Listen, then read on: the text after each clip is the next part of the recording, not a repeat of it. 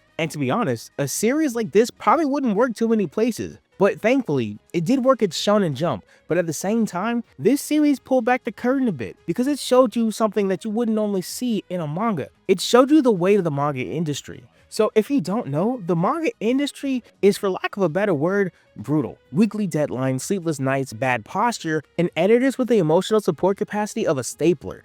You know what? In hindsight, this low-key feels like I'm describing what I do for YouTube on the weekly. That's not great.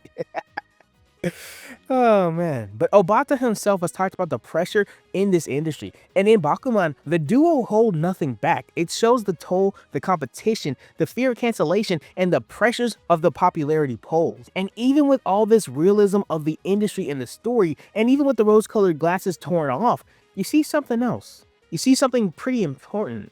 You see that they keep going, and they don't let this keep them down.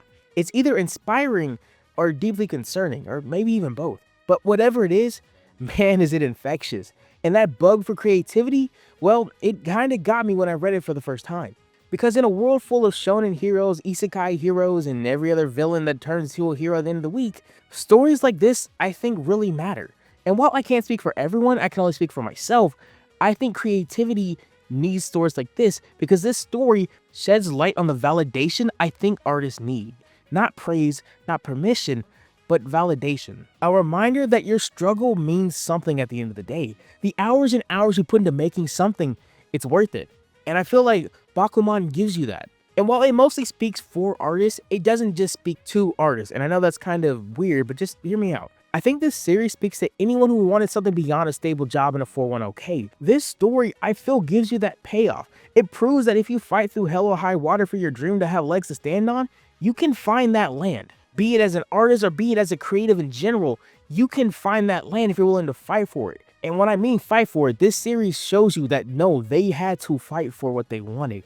This wasn't handed to them. This wasn't something he inherited. There wasn't some magical skill he got. He didn't randomly wake up and get a blue screen with a video game UIs and gave him skills from doing daily quests every day so he got better as an artist. He had to work. They had to work. This wasn't an easy task. Because this series tells you that dreams cost, and it's almost never cheap. But if you can pay the bill, if you can pay that bill for your dream, when it comes true, if it comes true, it'll be worth it.